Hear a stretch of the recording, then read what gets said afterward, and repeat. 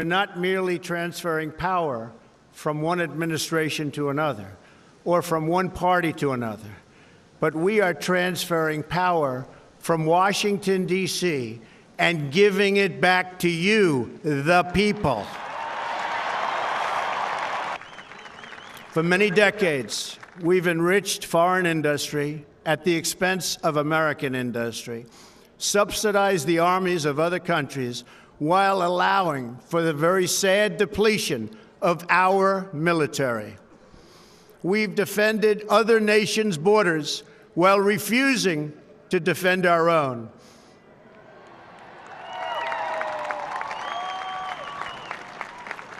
And spent trillions and trillions of dollars overseas while America's infrastructure has fallen into disrepair and decay.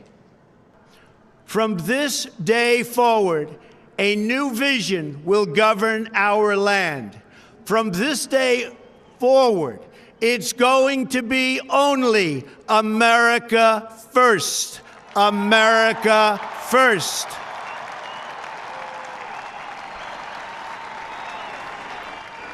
Every decision on trade, on taxes, on immigration, on foreign affairs will be made to benefit American workers and American families.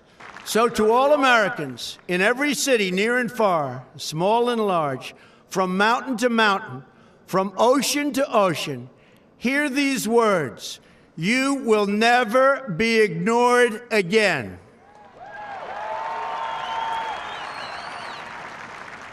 Your voice, your hopes, and your dreams will define our American destiny. And your courage and goodness and love will forever guide us along the way. Together, we will make America strong again. We will make America wealthy again. We will make America proud again. We will make America safe again. And yes, together, we will make America great again.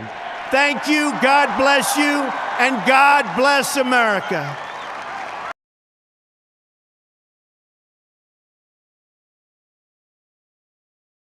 A few years ago, ideas that we talked about were thought to be fringe ideas, radical ideas, extremist ideas. Those ideas are now mainstream. I just don't even know why there aren't uprisings all over the country. And if you see anybody from that cabinet in a restaurant, in a department store, at a gasoline station, you get out and you create a crowd. And you push back on them. And you tell them they're not welcome anymore, anywhere. Do something about your dad's immigration practices, you feckless.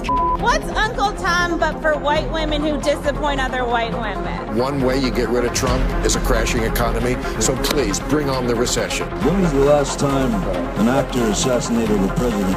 I have thought an awful lot about blowing up the White House.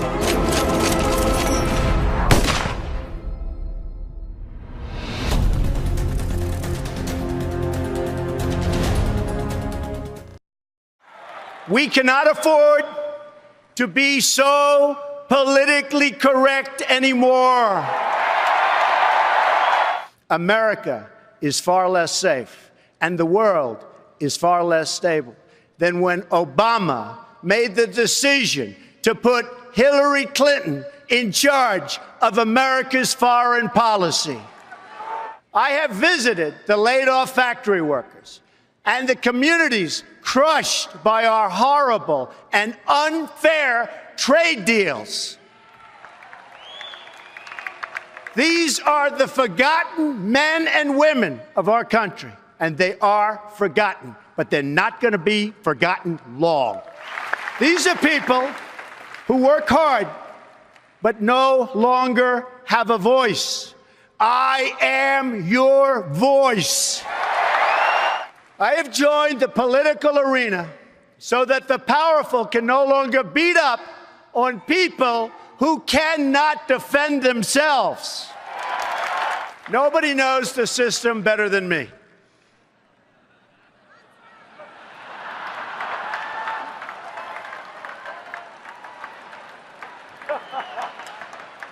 which is why I alone can fix it. The irresponsible rhetoric of our president, who has used the pulpit of the presidency to divide us by race and color, has made America a more dangerous environment than, frankly, I have ever seen and anybody in this room has ever watched or seen.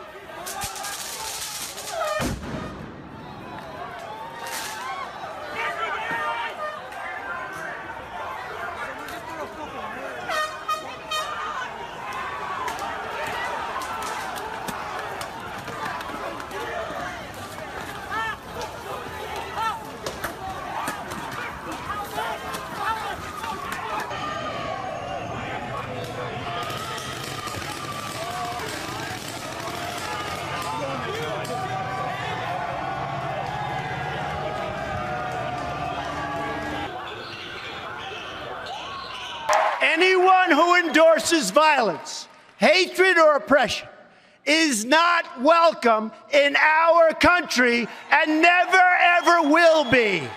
We are going to build a great border wall to stop illegal immigration, to stop the gangs and the violence, and to stop the drugs from pouring into our communities.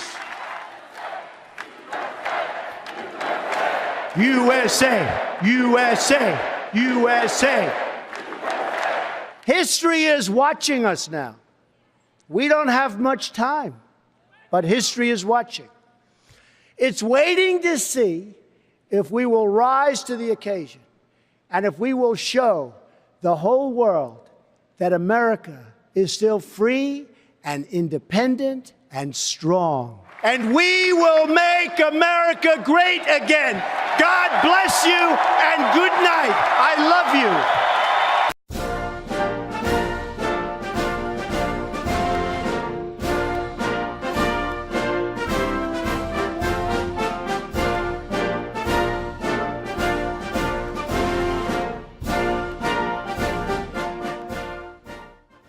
Members of Congress, the state of our union is strong. That sounds so good. An economic miracle is taking place in the United States, and the only thing that can stop it are foolish wars, politics, or ridiculous partisan investigations. If there is going to be peace and legislation, there cannot be war and investigation. It just doesn't work that way. No one has benefited more from a thriving economy than women, who have filled 58% of the newly created jobs last year.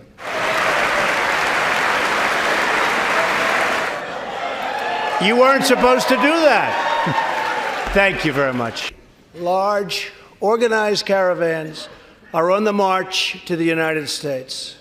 I have ordered another 3,750 troops to our southern border to prepare for this tremendous onslaught.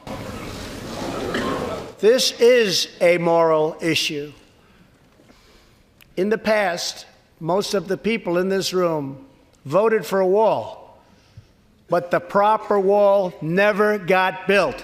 I will get it built. This is just one more example of something that is not thought through and is primarily put forward for political consumption.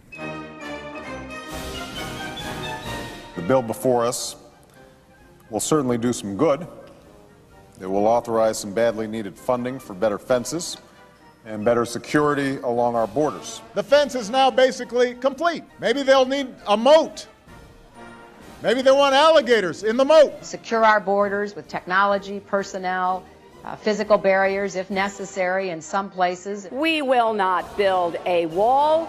Instead, we will build an economy where everyone who wants a good job can get one. I voted for a fence. I voted, unlike most Democrats, and some of you won't like it, I voted for 700-mile fence. And let me tell you something, folks.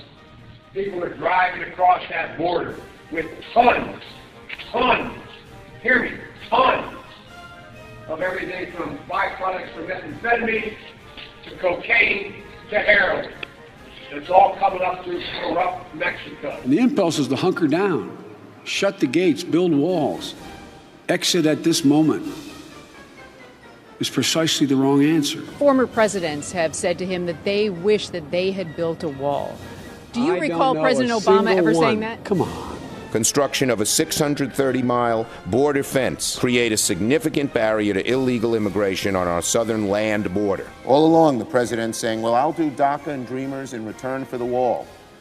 He's got it. President Trump, if you want to open the government, you must abandon the wall. Just so you know, we're building the wall anyway. They say that progress has been made with respect to America's future. The decision is ours to make.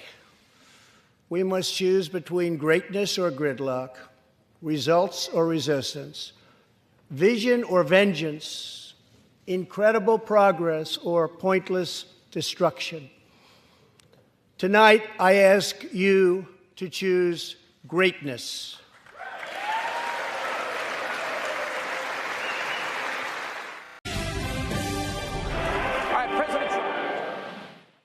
On this stage at CPAC on Friday. You all happy to see the president? He's coming to see you? All right.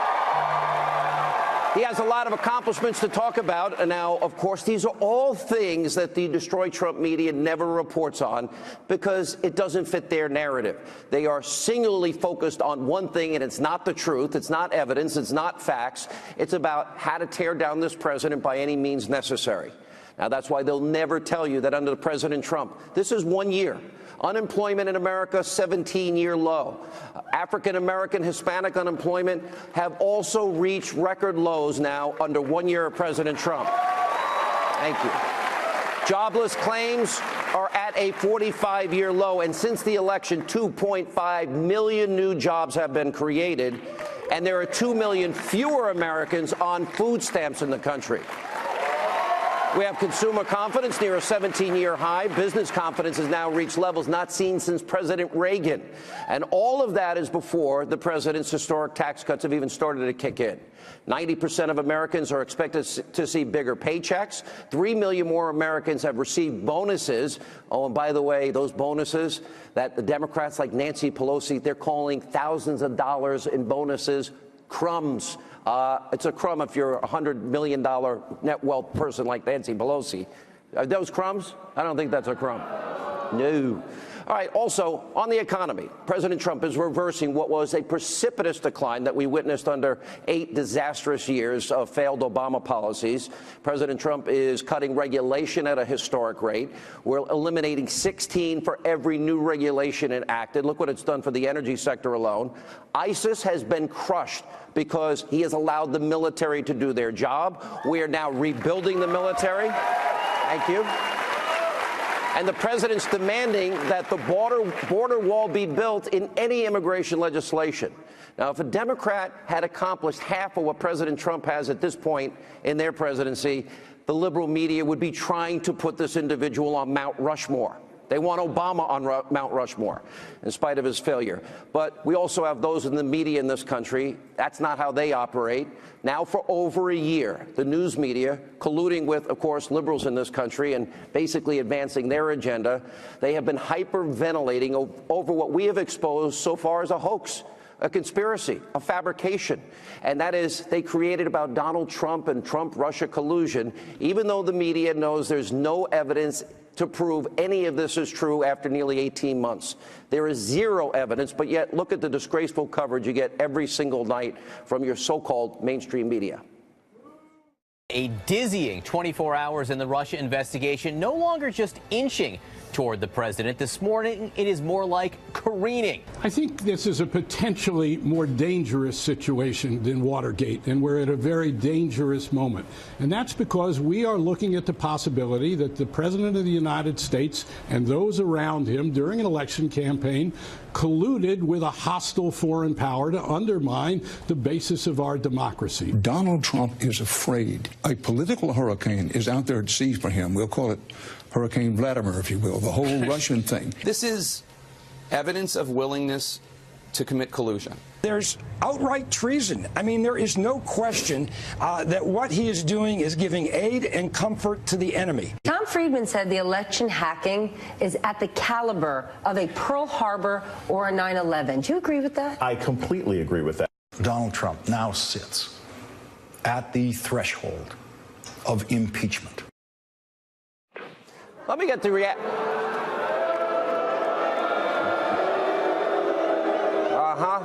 It just shows you the people in the media are nothing but liars and frauds. And by the way, they're really just an extension of the Democratic Party. By the way, speaking of liberal Democrats, they've been in lockstep with the media. And you'll notice they all say the same thing. They parrot each other, their fake, phony talking points in their little bubble. So you've had Democrats, the media, over a year pushing a made-up false narrative about so-called collusion. But now it's all beginning to start boomeranging back, as I predicted at the beginning of this year. Everything the media has accused Donald Trump of and his campaign of doing with Russia is exactly what Hillary Clinton and the DNC and Fusion GPS and Christopher Steele are all guilty of, and people should go to jail and likely will go to jail over all of this. And that is the real Russia collusion story. And unlike the media's fake news narrative, we have real concrete, incontrovertible evidence of real crimes and real wrongdoing. Let's look at the phony dossier, for example. Hillary Clinton, the DNC, they paid over $12+ million for the former British spy. Oh, I thought foreigners weren't supposed to influence our elections. Anyway, to create a completely unverified dossier that used Russian government lies and sources, and Steele, who hates Donald Trump, didn't want him to win the election, then briefs the media outlets, let's see, like the New York Times, the Washington Post, Yahoo News, the New Yorker, fake news, the whole network, CNN, and they try to influence the election and manipulate the American voters. And Fusion GPS, their co-founder, Glenn Simpson, he testified that the Clinton campaign and the DNC were aware of all of this media outreach. Now, that sounds an awful lot like that they were using a phony Russian narrative, phony Russian information that they bought and paid for to influence the American people and to win the election that way. And then on top of that, you got Steele meeting with the FBI, Steele giving them all of this Russian-sourced information. And we now know from 2 GOP memos that that dossier was used to lie to a FISA court judge, all in an effort to get a warrant to spy on a Trump campaign associate and the campaign, that, of course, being Carter Page. And the memos also are exposing how former FBI Director Andrew McCabe, he testified without the dossier, the application for that warrant would never have even been applied for, certainly not approved. And we know from the Grassley-Graham memo that the bulk of that application consisted of Hillary Clinton's bought and paid for dossier. Now remember, this is the dossier that James Comey testified under oath was salacious and unverified. The FBI and Fusion GPS, they never bothered to even begin to corroborate this. And then you had Comey, remember back in January of 2017, briefing the president-elect before he was inaugurated about how the dossier existed. And he said it was unverified and salacious. Now, that was only months before when he, in 2016, in October, well, that dossier that's unverified was good enough to use as a justification to spy on Carter Page. This is what we call the deep state in action. This is unelected, Obama holdover bureaucrats. They thought they knew better than you, the American people, about who should be the next president.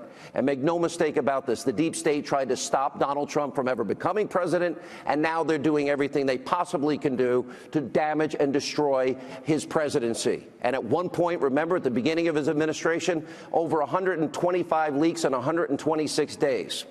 Now, here's the thing about all of this. The corrupt officials are all now being exposed. They never thought this would happen. everything is boomeranging back on them. And as we like to say on my Twitter account, TikTok, what we have been reporting on for the past year is only a small sample of what is coming. We expect the Inspector General's report to have a lot of new information, and that will be coming either by the end of this month or early next month. In 2016, the American people voted to reject this corrupt globalism.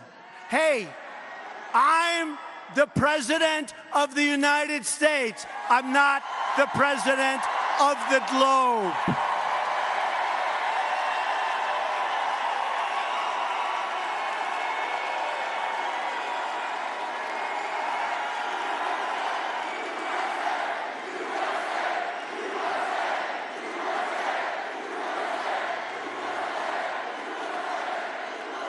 You voted to make America great again. We are making America greater than ever before, and it's happening before your eyes.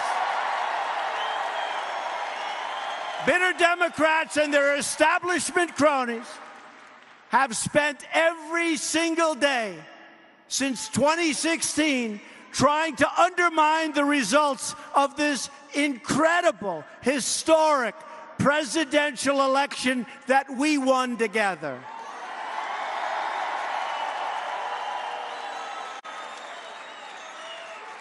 So we want to keep it going. And we want to do it the easy way. So this election day, go out there and vote. You got to vote. Everybody's got to go out and got to vote. I want to give a victory speech. I want to give a victory speech on the evening of Election Day, which is coming up very quickly.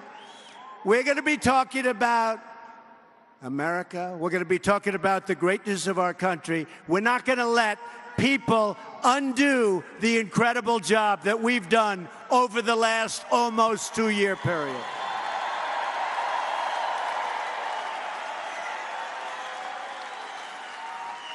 So don't forget, early voting, folks, early voting, October 20th. Now, we need in this election to do something special. I'm not saying there's ever going to be a time like we just went through. And a lot of people say that you're complacent now. You win the presidency and you're complacent. I don't think we're complacent. And I'll tell you what. I'll tell you what I did. I'll tell you what I did. Last week, I said, update it. I said, update it. I want to show you, I don't believe there has been any administration in the history of this country that has done more in 2 years, and we're not even up to 2 years yet, than our administration. Look at this. So I said, just write down some of the things.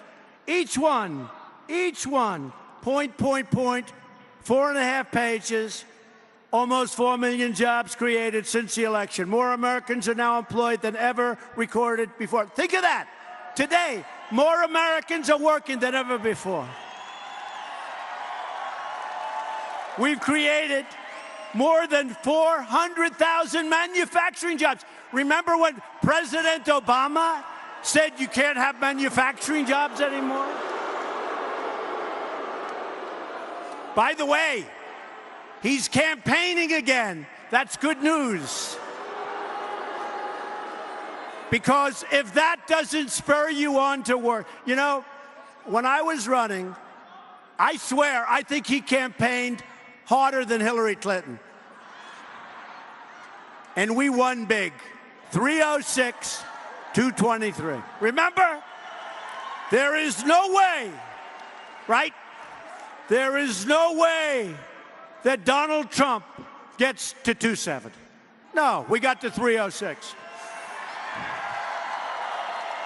Look, manufacturing jobs, which he said you'll never have again. I'm saying, why won't you have it? We're not going to make anything? These are the best jobs. You know, manufacturing, they're like the best jobs, the most important jobs. Manufacturing jobs growing at the fastest rate in more than 30 years. Economic growth, so they say. When I took this over, I'm telling you, it was a sick puppy. We were headed down. So last quarter, we hit GDP 4.1, adjusted upward 4.2%, right? Look, point. Look at this. New unemployment claims recently hit a 49-year low. You know what that means? Simple. That means people are working. They're working. You know this, you've been hearing, and now it's even better. African American unemployment has recently achieved the lowest rate ever recorded. What do you have to lose? What do you have to lose? Remember? Remember I said, what do you have to lose? People said, oh, that's not nice. I said, hey, I go through a chart. It talked about the highest crime rates, the worst education, the worst home ownership. I'd go through, and I just looked up one night. I said, you've always been with the Democrats. Vote for me. What the hell do you have to lose? Remember that? Right? Right?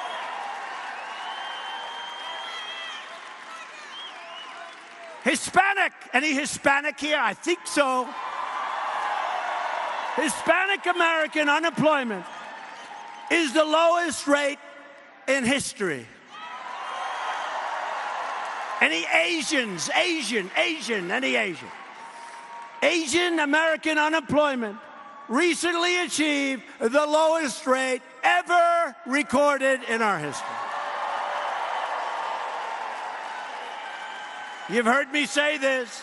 Women's unemployment, I'm sorry, recently reached, only the lowest rate in 65 years. That's not as good. That's not as good as history. Soon. This is important. Youth unemployment recently hit the lowest rate in nearly 50 years. So great. Under my administration, veterans' unemployment recently reached its lowest rate in numerous decades, whatever that may be. Almost 3.9 million Americans have been lifted off food stamps. I mean, how good is that? Think of it. They live better, and it doesn't cost us anything, right? How good is that? We have companies now under the Pledge to America's Workers. They're training under our vocational programs workers. There's never been anything like this. We have retail sales surge last month, up over 6% over last year. We signed the biggest package of tax cuts and reforms in the history of the United States. Big.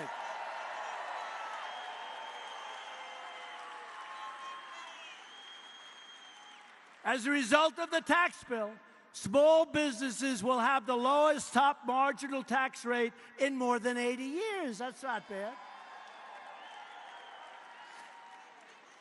We got, through a little work and a little coordination, the United States bid for the 2028 Summer Olympics in Los Angeles. We got it. That was us. We just got the U.S., Mexico, Canada. We just got the World Cup in 2026. We needed a lot of... I told you about the record number in history of regulations. That's such a big deal. We enacted regulatory relief for community banks and credit unions so they can now go and loan you money again. Last month, the FDA approved more affordable generic drugs than ever before in its history. And one of the things we did with the FDA is a thing called, I love the name, Right to Try. You know what that is? It was that if you were sick, terminally ill, and we had a drug in the hopper that looked like it was really working out. This country for 50 years would not let you use that drug. They'd say, no, it may harm you. Well, you're terminally ill. So they couldn't get, and there was a reason. I'm not that easy. A lot of liability, a lot of everything. Between the insurance companies and various different things, including government. I got it done. It's called right to try. So now, instead of if you have money, if you don't have money, you just go to your room. If you have money, I know people, they traveled all over the world begging for a cure. We have the greatest medical people, the greatest medicines in the world. Now you have the right to try, and it's going to work plenty. It's a big thing. We just secured $6 billion for the new funding to fight the opioid epidemic. $6 billion.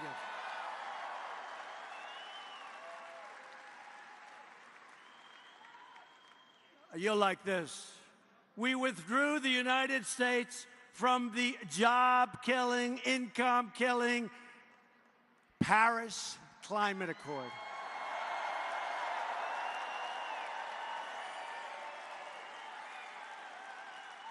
That was costing our country.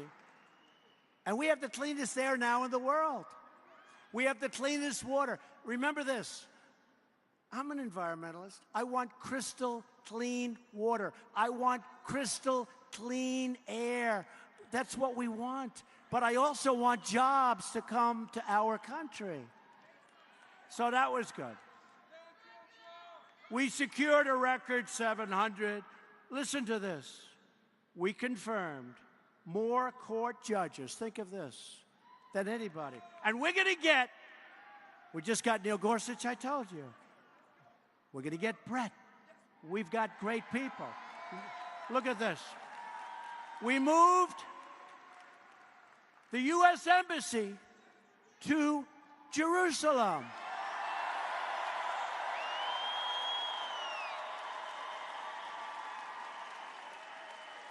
We're protecting, remember they said, you'll never get that.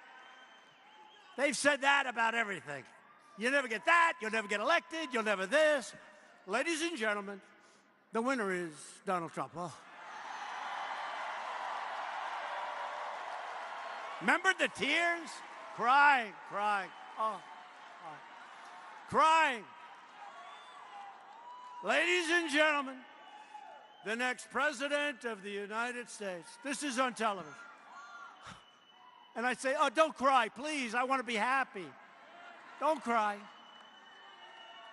Now they're crying more than ever, except, you know, they're torn. Number one, they're crying, but they're making more money than they ever made because of us, because their stocks are up. But you know what's going to happen with these? I tell them, about 6 months after we start, 6 months before the election, they're going to endorse Donald Trump for president. You know why? Because if they don't, those broadcasting companies, the New York Times, all of those, they are going bankrupt so fast. So they'll be endorsing us. They'll be endorsing. So I could go on for page after page after page. Look at that. Page after page. And to me, a big thing. We're renegotiating the worst trade deals ever made by any country at any time.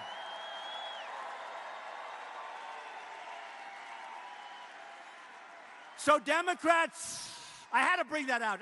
Just boom, boom, boom. Why not? Trump, Putin, Russian collusion. Trump, Russian sort of collusion. Trump, Russian, possible collusion. Trump, Russian metal collusion. Trump, Russia, possible collusion. Trump, Russian, potentially collusion. Trump, Russia, possible collusion. Trump, Russian, possible collusion. Trump, Russian collusion. Trump, Russian collusion. Trump, Russia, possible collusion. Russia hacked our election. Here comes a big change.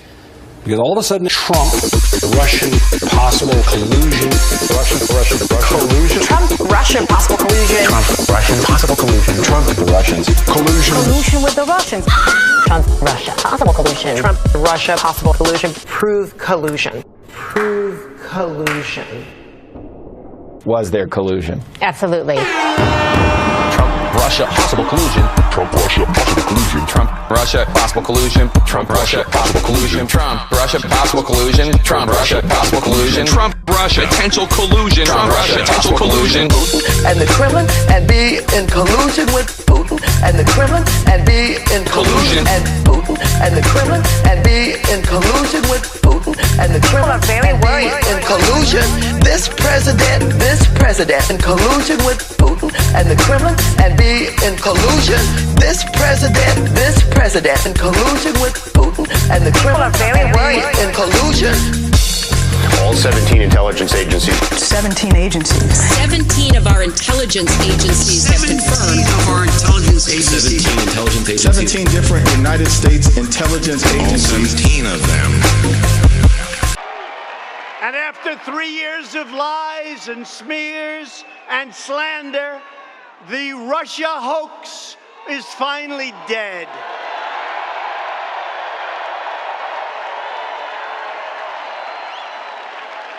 The collusion delusion is over. The special counsel completed its report and found no collusion and no obstruction.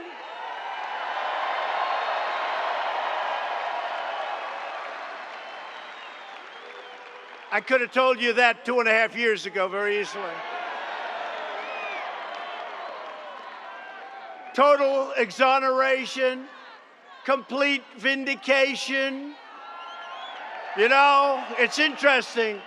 Robert Mueller was a god to the Democrats, was a god to them until he said there was no collusion. They don't like him so much right now.